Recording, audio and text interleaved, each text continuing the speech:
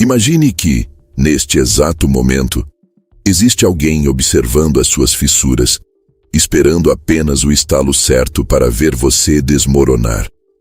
A verdade que ninguém tem coragem de te dizer nos livros de autoajuda baratos é que a provocação não é um desentendimento casual, mas um teste de casta, uma medição de forças onde o seu adversário atua como um engenheiro social. Ele não quer apenas te tirar do sério. Ele quer o aluguel gratuito da sua mente e o controle total sobre a sua imagem pública. Quando você perde a paciência, você não está apenas desabafando. Você está assinando a sua própria carta de rendição e entregando a chave do seu reino emocional para alguém que nem sequer deveria ter acesso ao seu portão. A provocação é o checkmate de quem não tem competência para te vencer no mérito e, por isso, precisa te vencer no temperamento. Se você reage, você se torna o boneco de ventríloco de quem te insulta. O primeiro grande segredo desse jogo de poder é entender que a sua raiva é o alimento mais nutritivo que você pode oferecer para quem deseja a sua queda. Maquiavel, se estivesse observando as nossas interações digitais e corporativas hoje, diria que o maior erro de um homem ou de uma mulher não é ser odiado, mas ser previsível. A previsibilidade é a corrente que te prende ao plano de fundo de outra pessoa. Quando alguém te lança uma farpa, um comentário ácido ou uma ironia barata na frente de todos, essa pessoa está instalando uma armadilha de urso no meio do caminho. Se você morde a isca e devolve na mesma moeda, você acaba de provar para todo o mundo que o seu autocontrole tem o preço de um insulto. Você se torna pequeno, reativo e, acima de tudo, vulnerável. A virtude maquiavélica, aquela força de caráter que separa os que governam dos que são governados, exige que você olhe para o provocador não como um inimigo a ser combatido com gritos, mas como um objeto de estudo que acabou de revelar a própria fraqueza. Afinal, quem precisa provocar para se sentir por cima já confessou indiretamente que se sente por baixo. Pense na provocação como uma ferramenta de diagnóstico. No momento em que a ofensa sai da boca do outro, um mapa completo das inseguranças dele é desenhado diante dos seus olhos. O provocador usa aquilo que ele mais teme ou aquilo que ele mais inveja como munição. Se ele ataca a sua competência, é porque a competência dele está em xeque. Se ele ataca a sua aparência ou a sua postura, é porque ele vive escravo da aprovação alheia. Portanto, sentir raiva é um desperdício de energia cognitiva que deveria estar sendo usada para analisar o ponto cego desse adversário. A profundidade dessa estratégia reside em manter uma face de pedra, não por falta de sentimentos, mas por excesso de propósito. Você não tem tempo para se defender de quem não tem estatura para te alcançar. O controle aqui não é sobre suprimir a emoção, é sobre entender que a sua reação é uma propriedade privada extremamente valiosa e você não deve distribuí-la para qualquer mendigo emocional que passe pelo seu caminho. Muitas pessoas acreditam que ser autêntico significa explodir quando se sente injustiçado. Isso não é autenticidade, é falta de ferramentas. Na arena da vida real, quem explode é descartado. Os grandes líderes, os estrategistas que moldaram a história, sabiam que a face pública deve ser inabalável. Se o seu rosto transparece o ódio que você está sentindo, você deu ao inimigo o prazer da confirmação. Ele agora sabe exatamente onde dói. Ele sabe qual botão apertar para te transformar em uma versão piorada de si mesmo. O objetivo da provocação é te rebaixar ao nível da lama, onde o provocador já está acostumado a lutar. Se você desce até lá, ele vence por experiência. A sua superioridade deve ser mantida através de um distanciamento quase clínico. Você observa a tentativa de provocação como um cientista observa uma bactéria em uma lâmina de vidro, com curiosidade, talvez com um pouco de desprezo, mas nunca com envolvimento pessoal. Neste cenário, a sua calma se torna a maior das agressões. Nada irrita mais um provocador do que perceber que a sua flecha de veneno ricocheteou em um escudo de indiferença absoluta. Quando você não reage, o vácuo que se forma consome quem tentou te atacar. O silêncio que segue uma provocação mal intencionada é ensurdecedor para quem a proferiu. É nesse silêncio que o público começa a olhar para o provocador e a ver uma pessoa desequilibrada, enquanto você permanece como a única figura de autoridade e controle na sala. É uma transferência de poder instantânea. Você não precisou dizer uma única palavra para mostrar quem manda. O seu comportamento escreveu o roteiro da sua vitória. A ética maquiavélica nos ensina que manter o estado é a prioridade. E o seu estado emocional é a base de todo o seu poder político, social e pessoal. Ao longo do tempo, você perceberá que as pessoas que tentam te desestabilizar são, na verdade, os seus melhores treinadores. Elas estão te dando a oportunidade gratuita de fortalecer a sua couraça. Cada vez que você ouve um insulto e escolhe processá-lo como dado e não como dor, você sobe um degrau na hierarquia da influência. Você deixa de ser uma peça no tabuleiro para se tornar o jogador que entende as regras invisíveis. A crítica humana e ácida que devemos fazer aqui é sobre a nossa própria vaidade. Muitas vezes reagimos porque queremos provar que somos melhores, mas a ironia é que, ao tentar provar, acabamos parecendo iguais. A verdadeira grandeza não precisa de defesa. Ela é um fato consumado que o tempo se encarrega de demonstrar. O provocador é um ser efêmero. Ele vive do barulho do momento. Você, como estrategista, vive da solidez do resultado a longo prazo. Portanto, o primeiro passo para dominar qualquer situação de conflito é retirar o tapete vermelho que você estende para o ego do outro. Não dê a ele o palco. Não dê a ele o holofote da sua fúria. Trate a provocação como um ruído de fundo, como o zumbido de um inseto que incomoda, mas não altera a rota de um navio. Esse desapego é a arma mais letal que você pode possuir, pois ela te torna invencível. Ninguém pode te atingir se você não der permissão para que o golpe entre. É uma escolha consciente de soberania.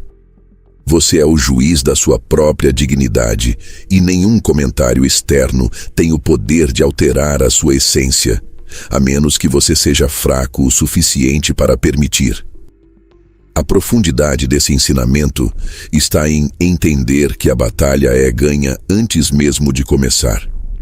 No instante em que você decide que o seu humor e a sua paz não estão à venda e muito menos em oferta para quem não tem nada a oferecer em troca além de amargura. Se a provocação é apenas uma isca para testar a sua resistência e você já entendeu que reagir é ceder o trono, como você pode transformar esse silêncio em uma ferramenta de punição psicológica sem dizer uma única palavra agressiva? Imagine o cenário. O insulto foi lançado, o veneno escorreu pela mesa e todos na sala, ou todos nos comentários, estão com os olhos fixos em você, esperando o espetáculo da sua explosão. Eu já vi isso acontecer centenas de vezes, em reuniões de diretoria, em grupos de amigos e até em discussões de família. Vi o momento exato em que uma pessoa brilhante joga toda a sua credibilidade no lixo porque sentiu a necessidade urgente de dar o troco. O que essas pessoas não entendem e que você precisa internalizar agora é que a sua reação é uma moeda. Toda vez que você se exalta para responder a uma provocação, você está fazendo um depósito direto na conta bancária do ego de quem te atacou. Você está dizendo em alto e bom som que aquela pessoa tem o poder de alterar o seu batimento cardíaco e ditar o tom do seu dia.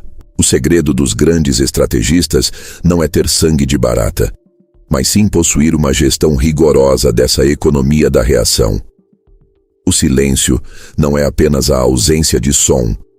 No tabuleiro do poder, o silêncio é uma arma de destruição em massa, porque ele devolve a ansiedade para o remetente. Quando você se cala diante de uma tentativa de humilhação, você cria um vácuo insuportável. O provocador preparou um palco, trouxe o roteiro e estava esperando que você fosse o coadjuvante ideal para a briga que ele planejou. Ao negar a ele essa resposta, você o deixa falando sozinho no meio do palco, parecendo um ator desesperado por atenção. Já vi provocadores perderem a linha completamente, gaguejarem e começarem a se explicar simplesmente porque o alvo da piada ou do ataque apenas o encarou com uma serenidade gélida. Esse é o poder da indiferença estratégica. A maioria de nós foi ensinada que quem cala consente, mas a verdade maquiavélica é que quem cala no momento certo domina a narrativa. O silêncio comunica uma superioridade tão esmagadora que nenhuma palavra agressiva conseguiria traduzir. Ele diz que o ataque do outro foi tão pequeno, tão insignificante, que não foi capaz de mover um único músculo do seu rosto. É a economia máxima de energia para um lucro máximo de autoridade. Pense na última vez que você viu alguém ser provocado e essa pessoa apenas continuou o que estava fazendo, como se o agressor fosse invisível ou uma mera interferência estática no rádio. A sensação de quem assiste é de que a pessoa atacada está em um nível de consciência e poder muito acima do agressor. Essa percepção pública é o que chamamos de capital de imagem. No YouTube, na vida corporativa ou nas redes sociais, a sua imagem é construída nos segundos de silêncio que seguem uma crise. Se você responde com a mesma baixaria, você se iguala. Se você responde com silêncio ou com uma pergunta técnica e desapaixonada, você se isola no topo. O custo de oportunidade de uma briga é sempre alto demais. O tempo que você gasta arquitetando uma resposta destruidora no WhatsApp é o tempo que você deveria estar usando para construir o seu próximo projeto, para faturar mais ou para cuidar da sua própria vida. Gastar inteligência com quem só quer o seu caos é o pior investimento financeiro e emocional que você pode fazer. Muitas vezes, a nossa vontade de reagir vem de uma insegurança profunda de parecer covarde. Mas eu te digo com toda a clareza, a covardia é o impulso. O verdadeiro herói trágico é aquele que não consegue se controlar e acaba destruído pelas próprias mãos. A coragem, no sentido de Maquiavel, é a capacidade de manter o plano mesmo quando o seu estômago está revirando de vontade de gritar. O silêncio estratégico é uma forma de punição refinada. Enquanto o provocador espera o conflito para se sentir vivo e validado, você entrega a ele o nada. E o nada é a coisa mais assustadora que existe para quem precisa de palco. Vi pessoas serem canceladas não pelo que os outros disseram delas, mas pela forma desequilibrada com que tentaram se defender. A defesa emocional é quase sempre uma confissão de culpa ou de fraqueza. Já o silêncio é uma barreira intransponível que deixa o agressor se afogando no próprio veneno. Nós vivemos em uma era de hiperreatividade. Parece que todo mundo está com o dedo no gatilho, pronto para se ofender com qualquer coisa. Nesse mar de gente descontrolada, quem consegue respirar fundo e economizar a sua reação se torna um gigante. É uma questão de lógica crítica. Se a intenção do outro é te desestabilizar para que você cometa um erro, a única forma de você realmente vencer é permanecendo estável. Não existe vitória em uma briga de lama, porque mesmo que você ganhe, você sai sujo. A vitória real é observar a lama ser atirada, dar um passo para o lado e deixar que ela atinja a parede atrás de você, enquanto você caminha limpo em direção aos seus objetivos. Essa frieza é o que separa os amadores, que vivem de emoções momentâneas, dos profissionais, que vivem de resultados e de legado. Cada vez que você escolhe não dar o show que o outro quer, você economiza uma parte da sua alma que seria desperdiçada com algo sem valor. A crítica que faço aqui é para aqueles que acham que o silêncio é passividade. Longe disso. O silêncio é uma ação deliberada de guerra. É o momento em que você decide que o seu tempo vale mais do que o ego do seu adversário. Ao adotar essa postura, você começa a ser visto como alguém inabalável. E pessoas inabaláveis são temidas e respeitadas. Quando você finalmente decide falar, depois de um longo período de observação silenciosa, a sua palavra terá o peso de 10.000 gritos. Você não será o barulhento da sala. Você será a autoridade que encerra a discussão. Eu vi essa transição acontecer com líderes que eram explosivos e decidiram adotar a economia da reação. O ambiente ao redor deles mudou completamente. As pessoas pararam de tentar provocá-los porque sabiam que não obteriam o prazer da resposta. O provocador é como um parasita que precisa do seu sangue emocional para sobreviver. Se você corta o suprimento, ele morre de fome ou vai procurar outra vítima. Portanto, a próxima vez que você sentir o calor subindo pelo pescoço diante de uma provocação, lembre-se de que você está diante de uma mesa de negociações. O outro está te oferecendo o lixo dele em troca da sua paz e da sua reputação. É um acordo péssimo. Recuse a oferta. Mantenha os seus recursos internos guardados para o que realmente importa. A vida é curta demais para ser gasta corrigindo a percepção de idiotas ou tentando provar valor para quem já decidiu não te enxergar. O silêncio te dá o tempo necessário para planejar o próximo passo, com a clareza de quem não está cego pelo ódio. É nesse espaço entre o estímulo e a resposta que reside a sua verdadeira liberdade e o seu poder absoluto de comando sobre si mesmo e sobre os outros. Mas se o silêncio é a sua armadura e a economia da reação é a sua estratégia de defesa, como você pode usar a dissimulação e o humor ácido para não apenas se defender, mas para desarmar completamente a arma do inimigo e fazer com que ele se sinta ridículo por ter tentado te atacar? Chegamos agora ao estágio onde separamos os amadores dos verdadeiros mestres da estratégia social. A arte da dissimulação e o uso do riso de canto de boca como uma adaga invisível. Eu já vi essa cena se repetir diversas vezes em ambientes de alta pressão. E posso te garantir que nada é mais devastador do que alguém que recebe um golpe e responde com um sorriso leve, quase compassivo. Uma vez, em uma mesa de negociação extremamente tensa, um adversário tentou me desestabilizar, atacando diretamente a minha capacidade de entrega, usando um tom de voz elevado para atrair a atenção de todos. Eu vi o desespero nos olhos dele por trás da agressividade. Em vez de me defender ou de ficar em silêncio absoluto, eu apenas dei uma risada curta, balancei a cabeça como quem olha para uma criança que acabou de dizer uma bobagem e perguntei se ele já tinha terminado o seu momento de desabafo para podermos voltar ao que realmente dava dinheiro. O impacto foi imediato. Ele ficou vermelho, perdeu o fio da meada e a sala inteira percebeu que, enquanto ele estava em um estado de guerra, eu estava apenas em um passeio. A dissimulação não é sobre mentir, é sobre gerenciar a percepção da realidade ao seu favor. Se a provocação é uma tentativa de te colocar em uma posição inferior, a dissimulação através do humor ácido ou da concordância irônica é o que te coloca de volta no trono, mas com um bônus.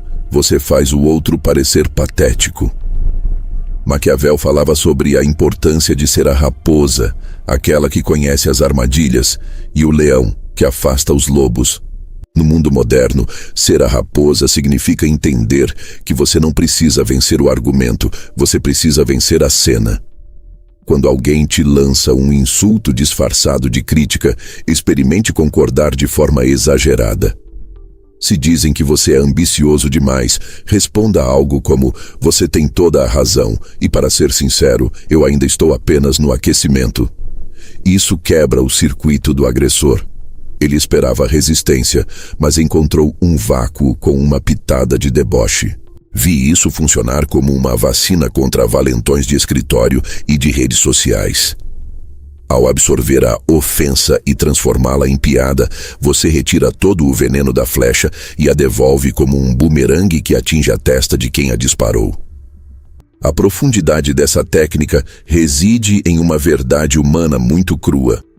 Nós temos medo daquilo que não conseguimos afetar.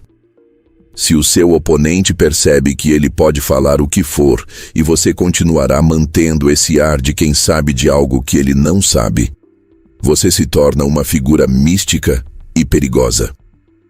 Eu já vi pessoas perderem o sono tentando entender por que fulano não ficou bravo com um insulto público. A dúvida gera insegurança, e a insegurança paralisa o ataque.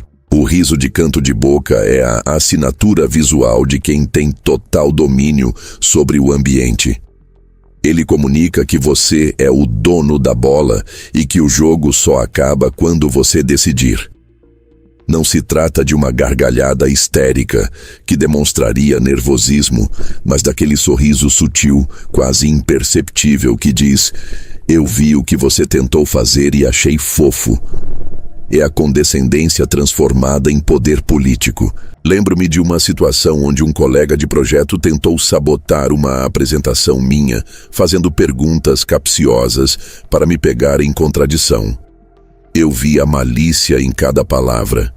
Em vez de entrar no debate técnico exaustivo para provar que eu estava certo, eu simplesmente olhei para ele com um olhar de quem sente pena e disse que achava fascinante como ele conseguia se focar nos detalhes menores, enquanto o grande objetivo ainda não tinha sido alcançado por ele.